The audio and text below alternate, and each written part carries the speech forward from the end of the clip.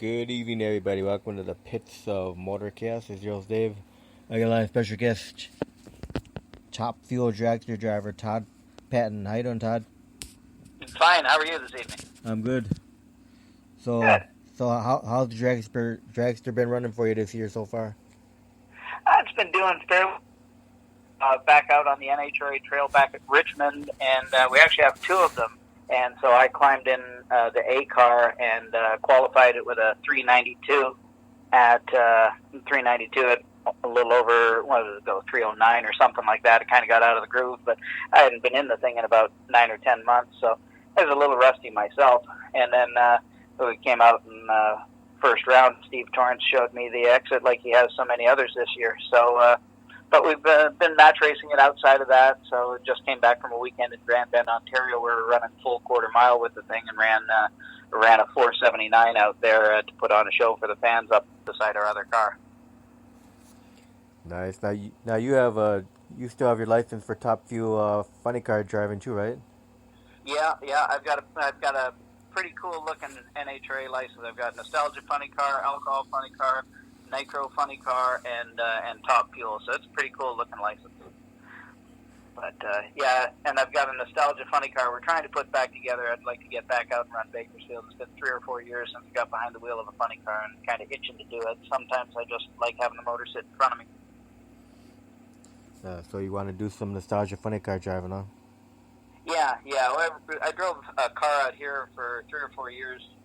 Family out of Fresno, McIntyre's, and we had a car called the Crusher, and did okay with it. I mean, it was old stuff that they'd taken out of their top fuel hydro and put it in a nostalgia funny car, and ran low 580s with the thing at 250 miles an hour. It's a lot of fun, especially running at a place like Bakersfield with all the history around it. Oh yeah, the Marsh Beach. Yeah. I mean, I grew up in Canada, so I never thought in a million years I'd get a chance to even go to Bakersfield, let alone be in a nitro funny car at the track. So. Yeah, with all those funny cars. So there's so many funny cars in that Marsh Beach. Just being in there with all those guys. Yeah, it's pretty prestigious. I mean, I think we qualified 13th or 14th, but there were 32 cars the last time we ran. So there's a lot of cars show up. So just to be part of the show is an honor. Yeah, right now, Bucky's car is one of the hottest cars out there. Yeah, it absolutely is. That's a monster, that thing. So it's always interesting to watch what those guys are doing. Like to put something together. I don't know if I'd be crazy enough to try and run that thing as hard on the edge. Sometimes when I'm nostalgia racing, I'd rather pay much more attention to the barbecue than having to do a lot of work to the engine. Yeah, there's so many great nostalgia funny car drivers out there in California. Yeah, there sure are. It's just the whole culture out here, and it's just so cool to be part of it. So when did your whole career begin in drag racing? Well, kind of born into the whole deal. My dad had a super stock car when I was born, had a super stock I-automatic Nova, and he was a commercial airline pilot, so he would try to coordinate his schedule so he had weekends off and go racing. And then we moved up to a competition eliminator car, and then we eventually bought Ken Vinny's Vega alcohol funny car. So when I turned 16, that's what we had sitting in the garage, was an alcohol funny car. So that's what I got that was the very first thing I ever staged, actually, at 16 years of age.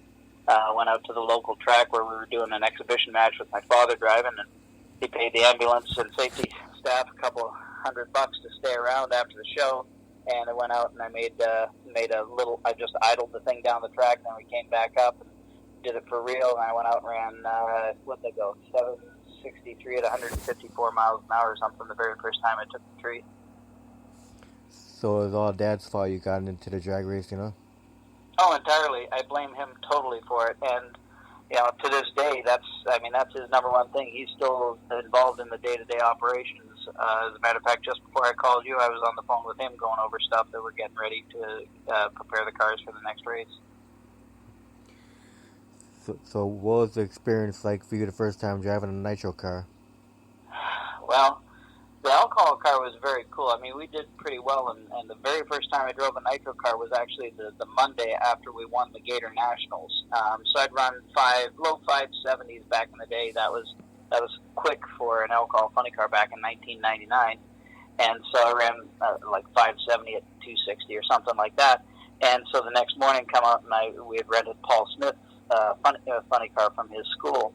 And I mean, as hard as the alcohol car pulled in low gear, once you put it in second and high gear, obviously the G meter drops off as you lose gear multiplication. The fuel car just doesn't stop. It's like stuck in low gear. So now it was hard to peel the smile off my face. I think the second lap I still did an early shut off, but a 5:32 or something at 285, back in the quarter mile days. And I got out at the far end of the track, and I just told my dad and my brother, we have got to get one of these things. And that was probably the beginning of the end. Wow. So now with the Dragster, what's been the quickest ET you've had with that? Quickest ET I've gone 1,000 foot was 391 at 314 miles an hour. And back in the quarter mile days, I think it was 471 at 317.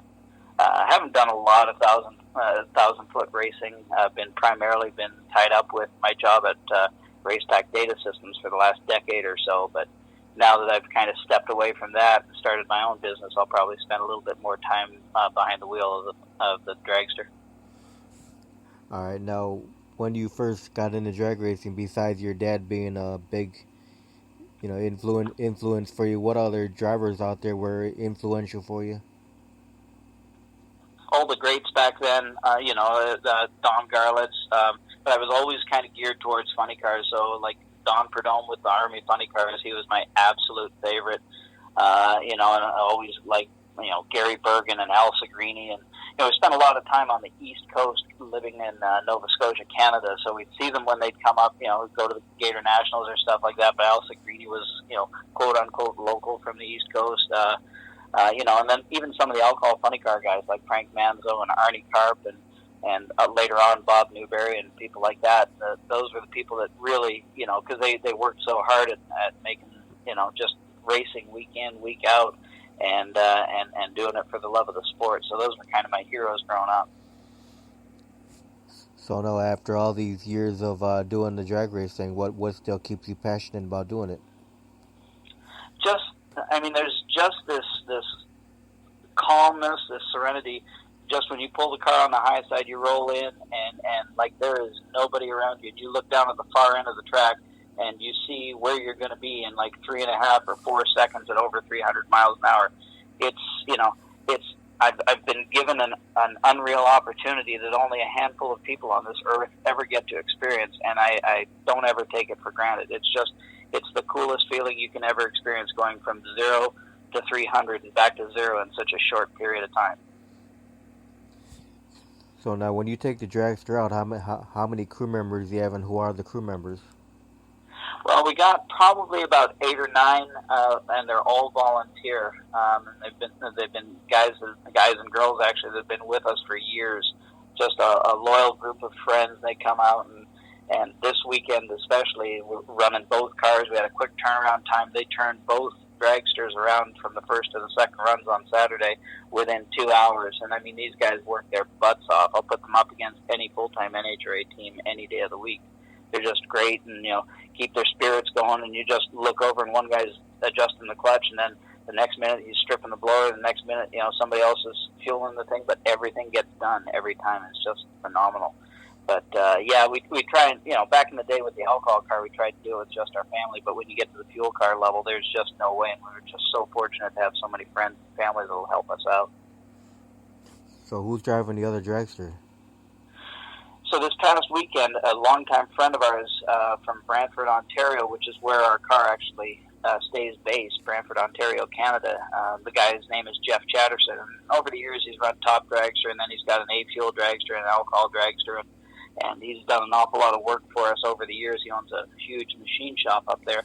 And he and I always traded barbs about, alcohol versus nitro. And so he finally got in the thing a couple of weeks ago at another match race, and we were able to get him fully licensed. He actually ran a full quarter-mile pass, or like a 495 or something like that, which is more than enough to qualify for the license. And so this past weekend, we ran against him, and it was good. He got me once on the tree. I got him 2 out of the other 3 times. So I think I still won. Now, how many sponsors do you have? Well, in last year when we had Sean Reed driving the car, we had a different group of sponsors. This year, it's pretty much my new company, Performance Data Systems, and my brother's company, Fast Eddie Racewear, doing the majority of it. We've got a little bit of help from Lucas Oil and a few other people that have been helping us out through the year. Torrance's family, the Capco team, helps us out tremendously. Making sure that we can buy parts at the right prices, and without the support of people like them and Bobby and Dom Lagana that really have taken us under their wing and helped straighten our program out and make sure we get the right parts on this thing. Those are the people that do a lot for us.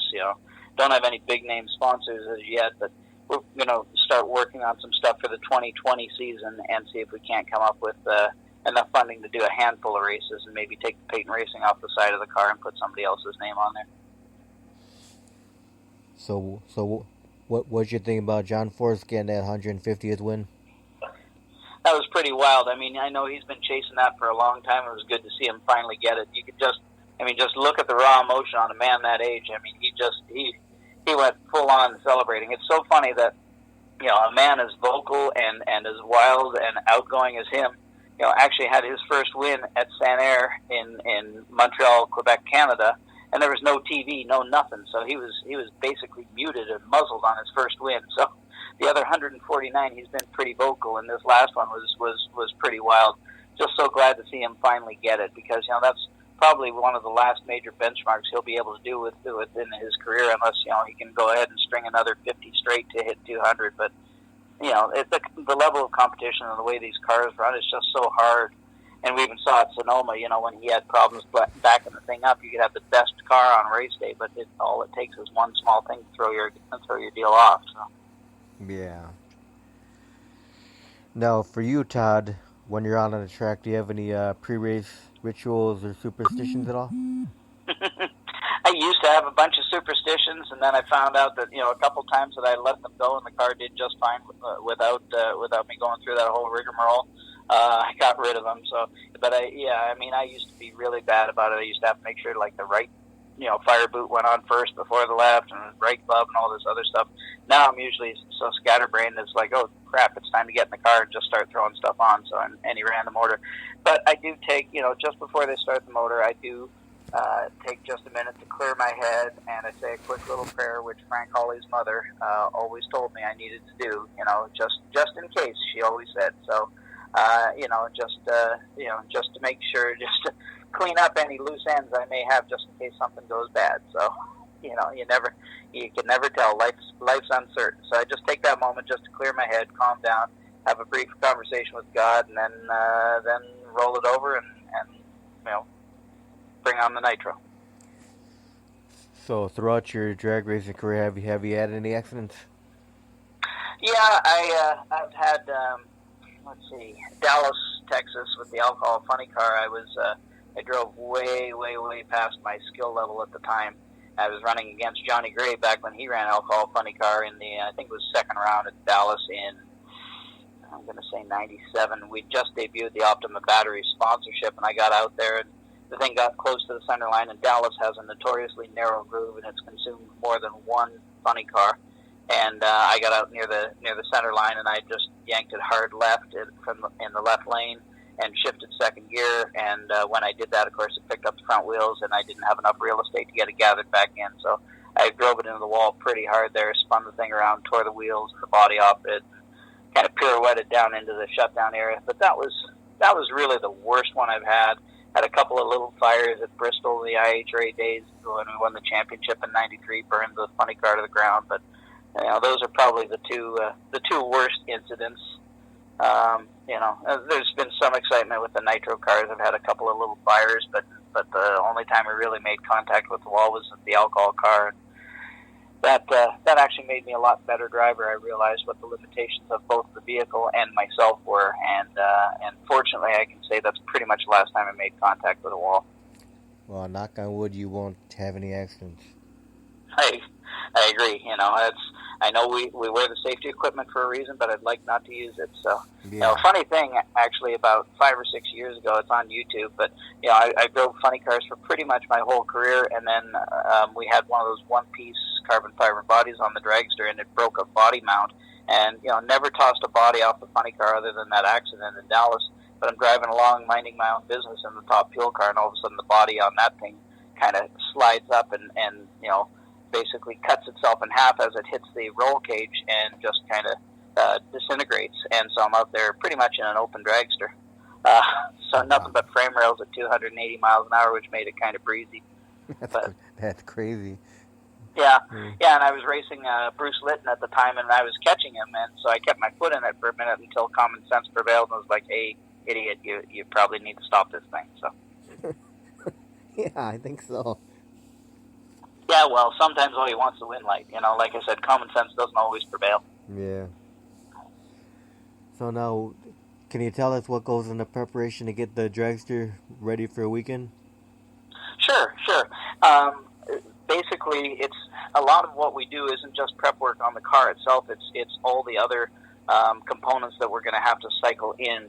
So obviously we get, if we're going up to, for example, this past weekend in Grand Bend, Ontario, we made 3 revs per car. So for each car, we made sure we had 4 clutch packs, just in case there was a problem with one.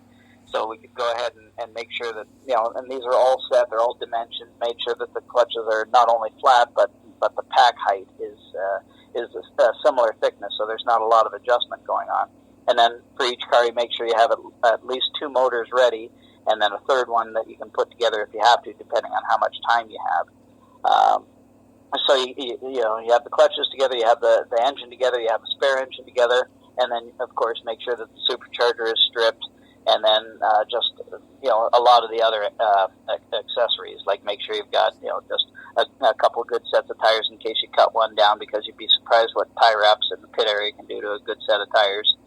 And just stuff like that. But there's and sets of cylinder heads. We usually just run a set of cylinder heads for one run, and then we completely disassemble them and go through them at night. So each car had to have 6 cylinder heads completely prepared for it, plus a spare for each one, just in case, like I say, in case there was an assembly issue. So it keeps our guys, and like I say, it's an all-volunteer crew, but I mean, for a race like that, it was like 3 or 4 weeks of late nights at the shop just to make sure we had absolutely everything ready. With the fuel cars, it's not so much what's on the car, it's what you're going to put on the car that you need to make sure is prepped and ready to go. All right, now, what are some of your favorite tracks to run on? Gainesville. Gainesville's always been one of my favorites. Indy, because that's where we got our first NHRA win at the U.S. Nationals in '96. And I really like Pomona. We won that race in the alcohol car back in '99, I think it was, or 90. Yeah, it was 90. I don't know, it was one of those years. 97, there we go. But I mean, it's a local track for me now. It wasn't obviously when I lived in Canada, but it's just, there's so much history at that track. Same thing with Gainesville. There's so much history there. There's so much history at Indy. Those are really my favorite tracks. I like Epping too, because we went there back when my dad was driving, and I got an opportunity to race there with the top fuel car, and then also a bit with the alcohol car. But those are really my favorites. Not a big fan of Dallas after what it did to me. Yeah. Now, have you ever raced on 8th Mile track? Yeah, back when we ran IHRA, we did a lot of 8th Mile racing, won a couple national events in the IHRA circuit there. The weird thing about that is obviously not very many people set out to build an 8th Mile track, so it's usually a quarter-mile track that people started going way too fast on. And so, like Ohio Valley or something like that, I think I remember going through and putting the thing in high gear and pulling the parachutes at the same time, and then I'd be telling my dad and mother and brother what the thing ran, because I'd see the scoreboards as I went through the finish line. I'd like I say, go through the 8th mile and look up, and you could see the time flash on the scoreboard. And they're like, you should probably concentrate on looking out the windshield and trying to steer the thing. But yeah, ran a handful of 8th mile tracks, and it's always a lot of fun. You obviously have to get it gathered up. The best is the 8th mile track in Lancaster, just outside of Buffalo, New York, where we actually are dumb enough to run the top fuel cars there. I run Dom Lagana there several times, and it's a straightaway to a stock car track, and I've measured it off. It's like 1,260 feet from the finish line to where the beginning of the swamp is. And so we ran there. What they run there, like 233 miles an hour or something like that. But at about 300 feet, we just pull the parachute and drag it through the finish line. As soon as you feel it hit, you lift off the throttle. So what would be your preference? Quarter mile? Oh, absolutely, quarter mile. Yeah, quarter mile. Just because it's out there, you don't think about it, but your mind slows down. It may only take 4 seconds to go down the track, but in your mind, it's super slow mo. It takes like a minute for you to process all this stuff. And it's just, like I said earlier, that cool feeling of just nothing but unbridled acceleration. What a lot of people don't realize is these cars actually accelerate harder at half track than they do at the launch. So when you see the shock of the car leaving at the starting line, like for all the years I've worked at Race Pack and looked at the data from our car, the G meter reads a little over 4 Gs when you launch, but when you get out there at half track and you experience clutch lock up, it's pretty close to 5 Gs. So the car is actually accelerating harder out there, and it's that continual feeling of somebody pressing on your chest the whole time while you're trying to go down the track, and to have that feeling extended for an extra couple of seconds is just a real thrill. Yeah, when you get to around the 8th mile mark, that's when the car really wants to accelerate, right? Right, yeah, just as you're nearing clutch lockup. So as that's coming together and you're starting to see a real trade-off in the friction of the clutch is now being converted to true energy, and you'll see that the car will actually, like you say, spike the G meter when it does go 1-to-1 between the clutch and the drive shaft, or the engine and the drive shaft, I mean. Yeah, I've never been to 8th mile track yet. What's that? I said I've never been to an 8th mile track to watch racing yet. No, it's definitely a different deal. Like I say, it's you usually have to get stuff gathered up pretty quickly, as far as get the thing shut down, get the chutes out, and as I said at Lancaster, we basically get the chutes out first, and then grab on. Actually, I on YouTube I posted some in-car footage you can kind of see from a couple of years ago. I let go of the brake, put my hand on the steering wheel for less than a second, and then reach up, grab the chutes, and then my hand's back down on the brake. So it was like almost a dirt tracking kind of thing. I don't know, but it was a lot of fun, and I think around like 3.4 seconds or something. Had it really detuned, obviously, because we didn't, the starting line was good, but out there it was a little weak, so we detuned it, but it still ran like a 340 at 233 miles an hour, I think it was. So, a lot of fun, and it puts on a great show for the fans, especially a small track like that. And with an 8th mile, you got a lot of people packed in a very small area, so the grandstands are pretty tall and always packed.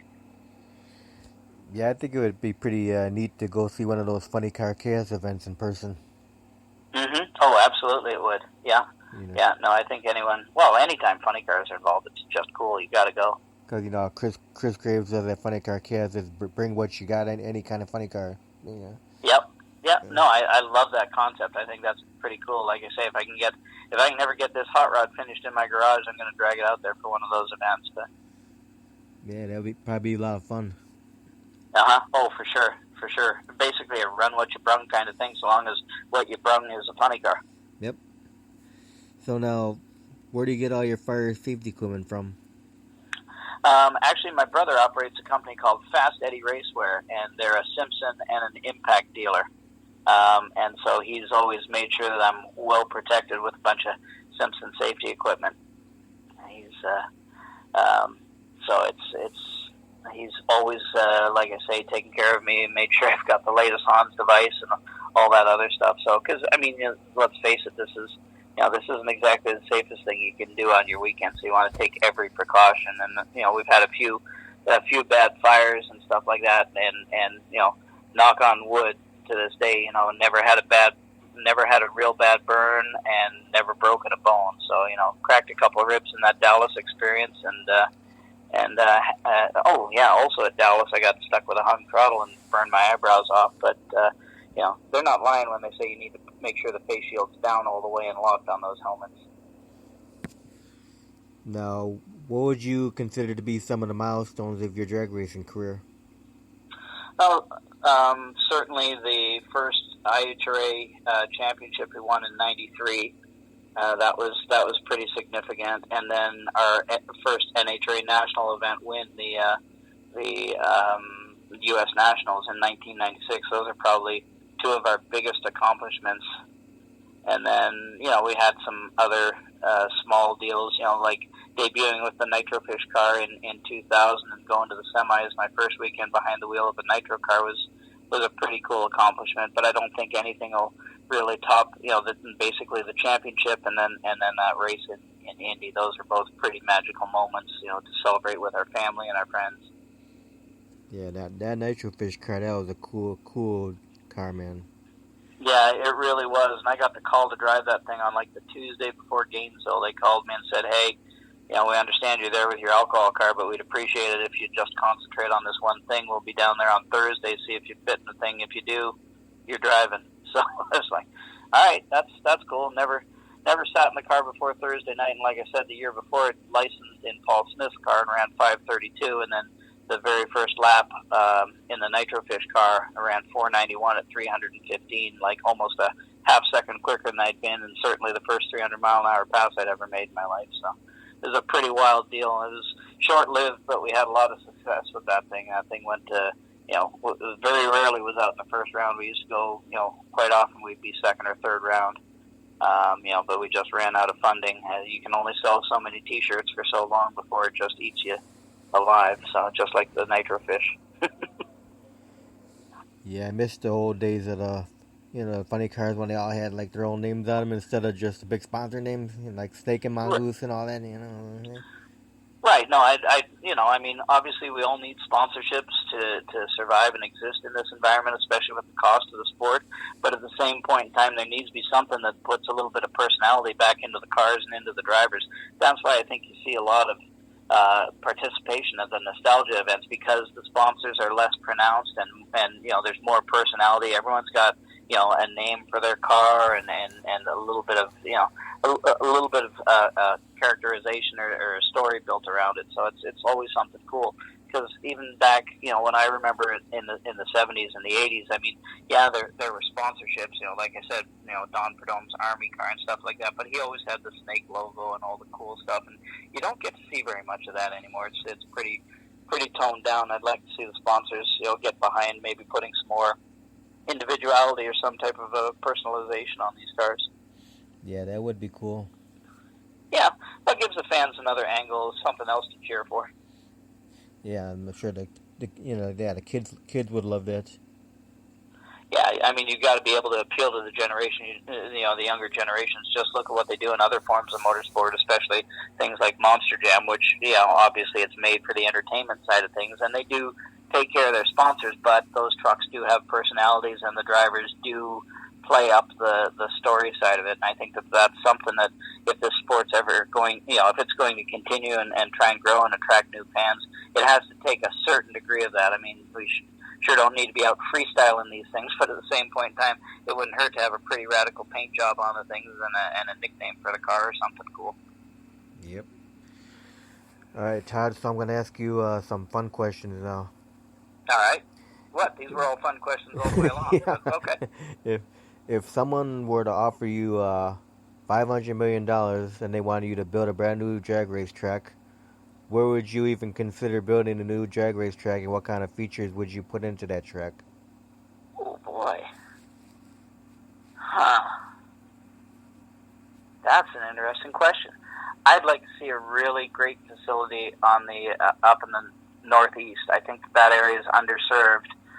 There's a lot of dedicated drag racing fans, and with the loss of Englishtown, I think that we could put a lot of, there's a lot of people up there that we could expose to the sport.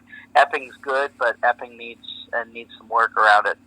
But yeah, I'd like to see that, and I'd like to see something like, as far as some of the cool aspects you could do, would be to take something that makes it a little less, a little less impacted by atmospheric conditions. Like, I like the starting line cooling thing that they have up at Vandermeer, up in Denver, where they can kind of maintain the starting line temperatures and things like that to prevent it from getting too far out of control. That's that would be something I'd really like. And let's see, you know what? I never really thought too much about that, other than when I'm in the pits at certain tracks and saying, "Boy, I wish they'd do this or that." But Yeah. that's that's one of the cool things. Let's see, and another thing would be, something that people have long talked about doing those for the sound, for the vibration of the stands. Yeah. So now, for you, do you have any other hobbies outside of drag racing? Not a whole heck of a lot. I used to be a pilot, but life life has a funny way of throwing priorities at you. So when I married my wife and took on a stepson and stepdaughter, the flying for a hobby thing kind of went by the wayside. But I still play the drums and try and play as much heavy metal and death metal as I can to try and vent my frustrations. So that's pretty much it. So it's just drums and drag racing. Now, throughout your drag racing career, have you had a greatest competitor? Have I had I'm sorry, what? Have you had a greatest competitors in drag racing? Yeah. So who was your greatest competitor? Well, I mean, for years and years, and this is back in the early to mid '90s, with the IHRA, Mark Thomas, he was the world champ before we came along, and we traded it back and forth over a couple of years. I mean, it was fun. Even when we'd qualify beside one another, we could get a little bit of a rivalry going. And then, for years, Pat Austin, obviously, when he switched over the NHRA side of things, was always a great competitor to race against, and he beat up on me a lot, but I think I got past him one or two rounds. So, and then of course, when I had the opportunity to drive the Nitro Funny Car, anytime you race somebody like John Force is always a treat. But I've only ever raced him twice, and I'm batting 500 against him. So. He beat me once, and I beat him once, and you know what? I'll go out if I retire tomorrow and say that I was, even with John Force. I think that's not so bad to have on your resume. All right, now how many trophies, wallies, plaques, all that kind of good stuff have you won throughout your racing career? Well, at the IHRA side of things, I think we've got what do they call those things? Ironman. I think we've got about a dozen or so of those, including 2 of the World Championship ones. On the NHRA side of things, we've got national event-wise, we've got, I think, 4 Wallies as far as national event wins with what we have, Gainesville, Dallas, Indy, and Pomona. And then we had a bunch of the regional or divisional races that we had. So I probably got about 8 or 9 of the smaller Wallies and 4 of the full-size ones. And then, hey, I even got a top fuel Ironman for IHRA. So. Now, Todd, if you were able to do time traveling and go backwards in time, would you do anything differently with your drag racing career? It's funny you mentioned that. I was just talking with somebody about that the other day. My daughter-in-law just went through Frank Hawley's drag racing school and to get her super comp license, and he was kind enough to let me sit in on it. What's your favorite food you like to eat? Steak. You're a steak guy. Mm-hmm. Yep, my vegan daughter-in-law does not approve, but... Now, you eat potatoes with your steak? No, wife's got me on a low-carb diet, so I can still fit in the car, so I got to have a salad. All right, now, what's your favorite beverage? Crown Royal. Now, what's your favorite non-alcoholic beverage? Coke Zero, as lame as that sounds. All right. What's your favorite movie of all time? Dodgeball. Let's see, what would have been the 6th grade, so probably well over 35 years. Now, were you taught drums, or were you self-taught?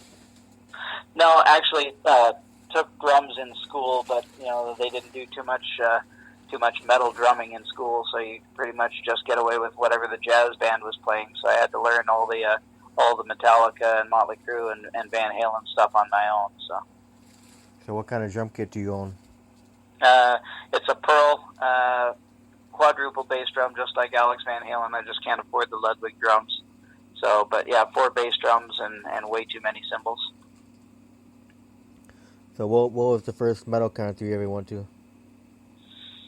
First metal concert I went to. Well, it's like I say, hairspray metal, so it would have been Van Halen. I'd love to go see Slipknot, but I'm afraid I'm just too old. I figure I'll just get killed while I'm there, so I'll just watch them online. Nah, you're not too old to go see Slipknot. I don't know. You got to be in pretty good physical condition. I think that looks like. I don't know. I was watching some of the mosh pit action. I was like, yeah, that's gonna hurt. That's gonna hurt worse than hitting the wall in Dallas. Well, just don't go in the mosh pit.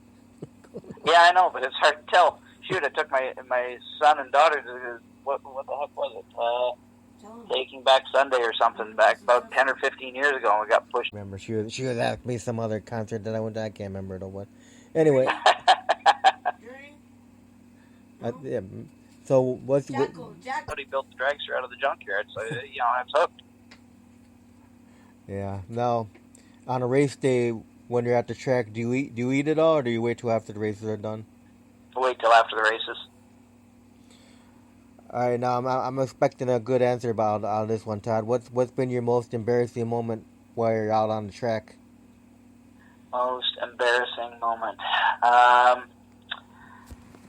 1993, they used to do this run for the drum thing at IHRA, and we did it was a $10,000 winner take all. I think it was Mark Thomas in the other lane, did the burnout, and got into a little bit of tire shake at the end of the burnout. Parachute pops out, and nobody was able to get to me in time, so I backed up over top of the parachute and got it all tied up in the front end of the car. They had to shut me off, and Mark went out and smoked the tires and won the $10,000 round. Wow. Yeah, that was pretty tough. So if you weren't a drag racer, what do you think you'd be doing with your life? Oh boy, I'd be probably just a computer nerd sitting there programming stuff, because that's what I went through school to become, was a computer scientist. So used to always write computer code. So that's why working for a data logger company was a perfect fit for me. I could take my computer nerd background and my racing background and tie the two together. So yeah, that's it. I'd probably be designing the next version of Dungeons and Dragons in the basement. As cool as that sounds. Or maybe you'd be a drummer in a band. Yeah, there's that. I probably would have loved to have done that. But let's face it. I'm just not as good a drummer as I ever thought I would be. So that's why I have so many drums and so many cymbals. I make up for a lack of talent by having a lot of stuff. That way, I'm bound to hit something, no matter where the stick falls. Yeah. So now, Todd, what would you consider to be the fondest memory of your whole drag racing career? I honestly think that win that we had in Indianapolis, because my parents were there, my brother was there. It was just basically my family and one or two other guys helping us, and that was the first time we'd ever really run on the big stage with NHRA, and it was just such a surreal time, because we knocked out a bunch. And also check out toddpaton.com. It's probably a little bit behind on updates, but that's my weekend project this coming week, so I should get that thing updated and put the rest of the schedule out there for this year, and then our projected schedule for next year. So how many more NHRA events you plan on doing this year? We're looking at doing 2 or 3 more. It's all going to come down to funding. We'd like to do probably something on the East Coast, like Reading, Pennsylvania, that's not too far from where the shop is. And then, like I say, living out here in California, I always like doing Pomona. So if I can find $1 or $2 to drag everything out here, we'd probably like to do Vegas and Pomona in the fall. Awesome. Well, Todd, I want to thank you very much for taking time to do an interview. No, not a problem at all.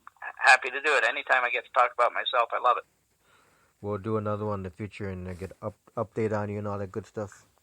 Okay, cool. I'll try and do some exciting stuff between now and then so we can talk about more. All right. You have a great night. All right, you too, Dave. Thanks. Bye-bye.